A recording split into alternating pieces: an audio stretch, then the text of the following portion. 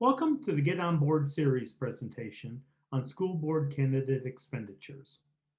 I'm Dan Keating, Senior Staff Attorney at OSBA, and let's get started discussing expenditures.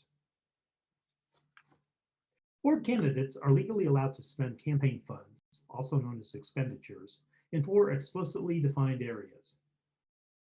These areas are for influencing results of an election, campaign expenses, the candidate's duties as a public officer, and/or for making a charitable contribution.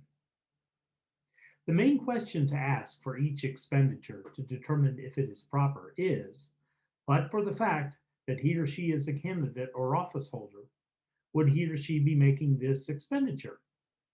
If the answer is no, then the expense is allowable as a campaign expenditure.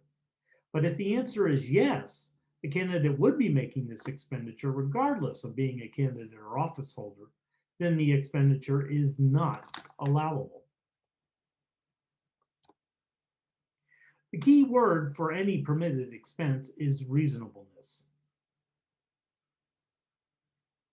That applies both to the cost of the expenditure and the grandiosity of what you're trying to claim as a campaign expenditure. Keep it reasonable.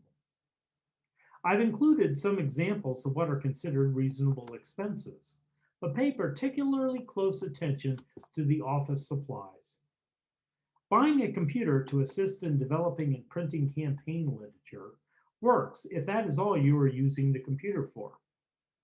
If you're using it to also shop for deals on vacation trips, then that does not work. If you're claiming it as a campaign expenditure, it has to be used for that purpose.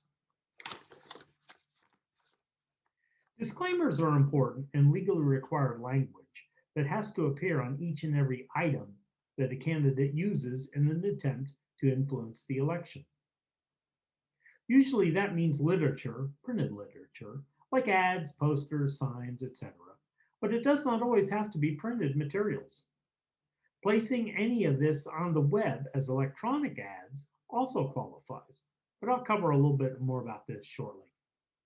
The disclaimer paid for by the name of the candidate's campaign committee has to appear verbatim, but certainly fill in the italicized words with your campaign committee.